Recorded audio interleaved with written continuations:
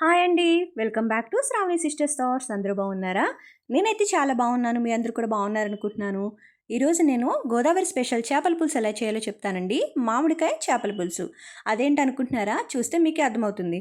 ముందుగా చేపల్ని ఇలా ముక్కల కింద కట్ చేసుకున్న తర్వాత శుభ్రంగా క్లీన్ చేసుకుంటాం కదండి. క్లీన్ చేసుకున్న తర్వాత పసుపు, కారము, అలాగే ఉప్పు వేసుకోవాలి. చూడండి, కారం సరిపడా వేసుకోండి. నాన్ వెజ్ కాబట్టి కారం కొంచెం ఎక్కువగానే ఉంటే బాగుంటుంది, లేకపోతే నీచు వాసన వస్తుందన్నమాట. దీంట్లో ఆయిల్ కూడా వేసుకోవాలి. ఆయిల్ వేసుకుని మొత్తం ముక్కలకి ఇవన్నీ కలిపి బాగా పెట్టాలండి ఒక 10 నిమిషాలు. ఏంటి ఆయిల్ వేసేస్తున్నారు, ఆనియన్ ఫ్రై చేయాలి కదా అనుకుంటారు. మేమైతే ఆనియన్ అనేది ఫస్ట్ ఫ్రై చేయమండి. కొంతమంది ఫ్రై చేసుకుంటారు. ఇలా బాగుంటుందా అనుకుంటారు. ఇలా చేయండి, ఖచ్చితంగా బాగుంటుంది.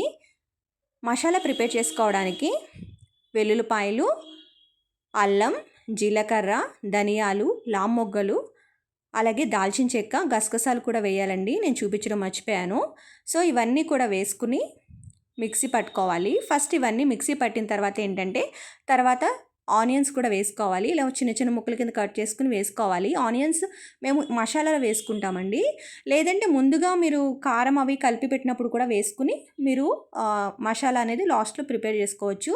ఈ ముక్కలకి మసాలా అనేది బాగా పట్టిన తర్వాత ఏంటంటే మనము గ్యాస్ మీద పెట్టుకుంటామండి. గ్యాస్ మీద పెట్టుకుని ఒక 5 మినిట్స్ ఉడికిన తర్వాత చింతపండు పులుసు వేసుకుంటాము. దీంట్లో పచ్చిమిర్చి కూడా వేసుకుంటామండి. కొంతమంది వేసుకోరు, మేమైతే వేసుకుంటాము.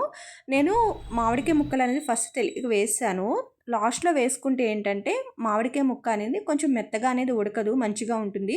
ఫస్టే వేసుకోవడం వల్ల తేగుడు అయిపోతుంది అంటారు కదా, అలా మెత్తగా అయిపోతుంది బాగా అనమాట. చింతపండు పులుసు వేసిన తర్వాత ఏంటంటే ఒక 10 మూత పెట్టి ఒక 15 నిమిషాలు ఉడకనివ్వాలి. ఉడికిన తర్వాత లాస్ట్లో ఒక 10 నిమిషాలు ఉంటుంది అనగా అప్పుడు మామిడికాయ ముక్కలు వేసుకుంటే బాగుంటుందండి.